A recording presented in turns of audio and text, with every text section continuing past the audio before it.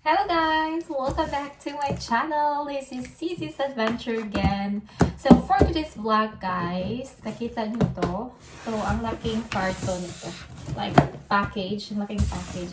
So we will do an unboxing again. So i-unbox muna natin bago natin i-return joke. Bitaw. Pag hindi ko gusto, i-return natin.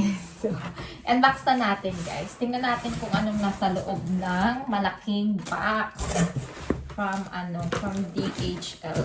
May card thingy siya dito. Ayan. So, ganito siya. Ayan. So, ganyan siya, guys. Alam niyo na kung anong laman. Tingnan natin, ha? Ang daming plastic. Uy. Ito siya.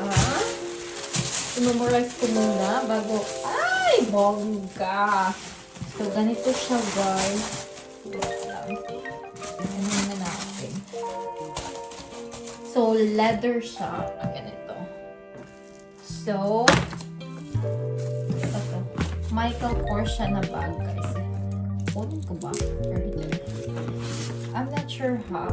Ang ganda niya, pero gusto ko yung pink. Ipapakita ko sa inyo. Ganito siya. Nagugustuhan ko siya kasi madami siyang compartment. Ayan.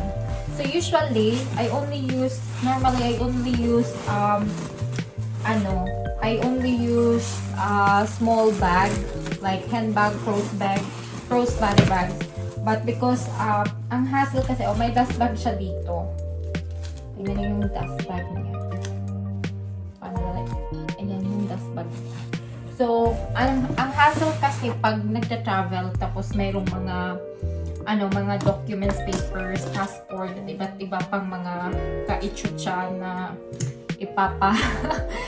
sa asawa ko, ipapaano dito sa bag, papasok. So, I decided na, Michael Kors lang siya, guys, kasi yun lang ma-afford natin, o diba? Kasi affordable siya, tapos durable naman. I have Michael Kors noon, so, may gusto akong other kulay, yung rose gold ata yun. Pero look at that, you can adjust here. Ang ganda niya, kasi natin. Bag kasi sa akin, joke. Gusto ko siya. Gusto ko siya in general, pero I'm not sure about the color. Maybe i-change ko siya, i-return ko, i-change ko ng rose gold. Tingnan natin. So, yun lang guys. May dalawang compartment siya sa loob. Hindi ko nakunin yung paper in case I will return this. And then, mayroon siya dito, the zipper sa loob. Meron pa siyang tag. Diyos ko po. Ito yung niya. Tag. Diba? Tingnan natin yung zipper. May pa-card churva siya dito. How to churva. Fashion ito. Yung niya. Michael Kors. O, diba? Agad. May phone packet. May wallet packet. Tapos may dalawang compartment. At additional, mayroon siyang zipper where you can put your valuable things or maybe keys and everything. So, yeah! So, papakita ko sa inyo sa video. Later dyan, I need your help to choose if which one is nicer. The pink one or not pink. Maybe it's a rose gold. The rose gold or this one, the black one. Pang lang siya guys, pang travel ba? In case magta-travel ka malayo. Kasi, minsan nag-aaway kami ni Pink kasi, may ipapasok siya sa bag.